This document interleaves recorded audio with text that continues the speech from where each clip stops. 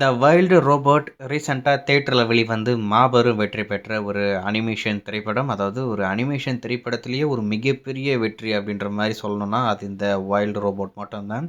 வெளிவந்து ஒரு பயங்கரமான ஹிட்டுங்க. வர்த்தக ரீதியாக அதாவது பாக்ஸ் ஆஃபீஸாகவும் பார்த்தீங்கன்னா இந்த படம் பயங்கரமாக ஹிட் ஆயிருக்கு. இந்த திரைப்படம் டிஜிட்டலாக இந்தியாவில் நம்மளுக்கு ஜியோ சினிமாவில் தான் வரப்போகுது. ஜியோ சினிமாவில் வரும்போது நம்மளுக்கு தமிழ் எப்படி ஸ்ட்ரீம் பண்ண போகிறாங்க அப்படின்ற மாதிரி நம்ம சொல்லியிருந்தோம். இப்போது அஃபிஷியலாக ஸ்ட்ரீம் பண்ணி முடிச்சிட்டாங்க. அதாவது ஜியோ ஹாட்ஸ்டார் 2 மெர்ஜ் ஆனதுக்கப்புறம் தான் இந்த படத்தை இப்போதைக்கு ஸ்ட்ரீம் பண்ணியிருக்காங்க. தமிழில் இப்போதைக்கு ஸ்ட்ரீம் பண்ணி முடிச்சிட்டாங்க. இப்போதைக்கு ஜியோ ஹாட்ஸ்டார் ஓடிடியில் இந்த திரைப்படம் தமிழ், தெலுங்கு, ஹிந்தின்னு சொல்லிட்டு 3 லாங்குவேஜில் அவைலபிளில் இருக்கேன்.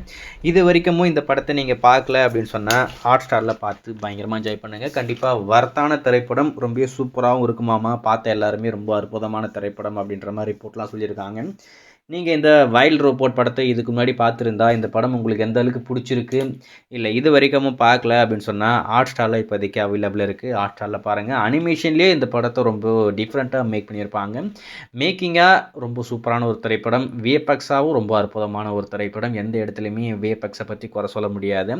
அது குறிப்பாக ஆஸ்காரில் கூட இந்த படம் நாமினேஷன் ஆயிருக்குன்னு நினைக்கிறேன். அந்தளவுக்கு ஒரு சூப்பரான திரைப்படம். ஸோ மிஸ் பண்ணாமல் ஹாட்ஸ்டாரில் பாருங்கள். தமிழில் வந்திருக்கு.